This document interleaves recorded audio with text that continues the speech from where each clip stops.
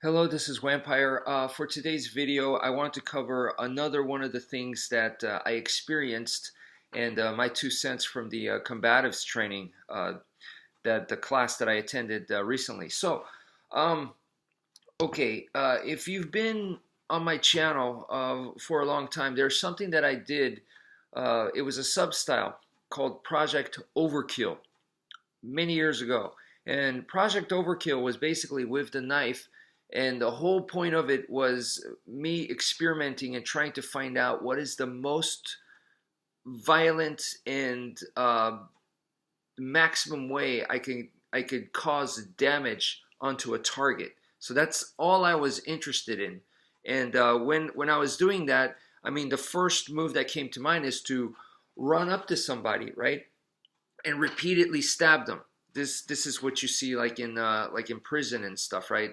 They call it the sewing machine and whatnot. So a lot of people are aware of how violent and dangerous attacking someone like that is. But I thought to myself, there's got to be worse than that. What is worse?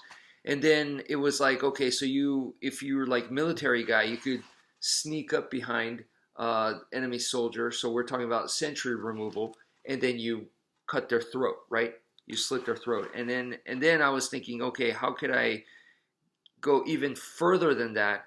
And it was basically, the result was, this is very gruesome and brutal, but it was decapitation, right? That is the one of the most violent things that you could do to another human being, is to grab a knife and decapitate them. It's not going to be easy. I'm sure the person's going to be fighting with everything they got. They're not just going to let you do that. But I mean, think of the result, right? So with that in mind, I started translating that to empty hand. And you guys have seen the Heaven 6 and also the angles of attack that I do it to the face, right? Like so, whether empty hand or with keys in my hand or with a knife in my hand, and I just repeatedly attack the face that way, right? Kind of like a predecessor to that was exactly what I'm talking about here, and it comes from the crossface. So in the combatives class, we actually light sparred on the ground. And when we did that, one of the things that, if you're gonna learn grappling, this is one of the very, very important things, is when the person is down on the bottom and you're on top. It doesn't even have to be in this position, but in order to maintain this space, so that they don't just come right away up and then reverse you or whatever, you have to cross face them. That is a technique in grappling, submission grappling. They use it in BJJ. They use it in just about any kind of grappling, and also in wrestling too. And you gotta bring your arm in very tight to your body and put it right in between their face, and this is their neck right here. So I gotta get one of my arms and slide it through here and put it right on their neck, okay? And you push down, and that creates the space here, so they can't just come up and get some leverage or whatever. So I use the crossface to create the space to give me the distance I need to strike or to set up for submissions or whatnot. But the crossface is a very, very important thing. Now I've seen, like in wrestling, crossface done a little differently, but I don't want to go into that and confuse you guys. So the main idea is you're sneaking your arm in and you put your forearm right onto their neck and press down. And this sets up, once again, for a lot of things, whether it's striking or whether it's submissions. So the idea that I mentioned earlier from Project Overkill was, if I'm cross-facing someone like this, why can't I saw like this with my forearm? Just saw back and forth, back and forth. And grinding is vicious.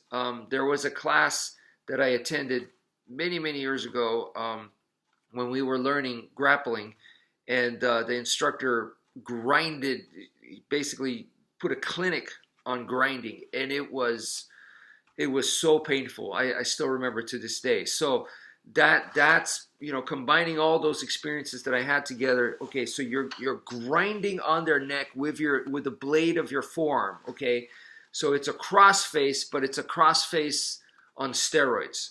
Okay, and I was in position to do this. Of course, we're training, and you know, we were all friendly and stuff. We were going hard, but not hard enough to where we're injuring each other, you know. So it was right at, you know, at that area where you have to take care of your partner, but you don't want to baby them to where you're not giving them real energy. So, you know, there's a fine line. So, of course, I didn't, you know, saw anyone's neck, but I put my arm there and made sure, yeah, I could do it. I could do it right now, you know. So, and that was just a own notes in my head going, yeah, you know, this is something that I discovered years ago, and I'm still able to do it. So it was a very nice to go through that again.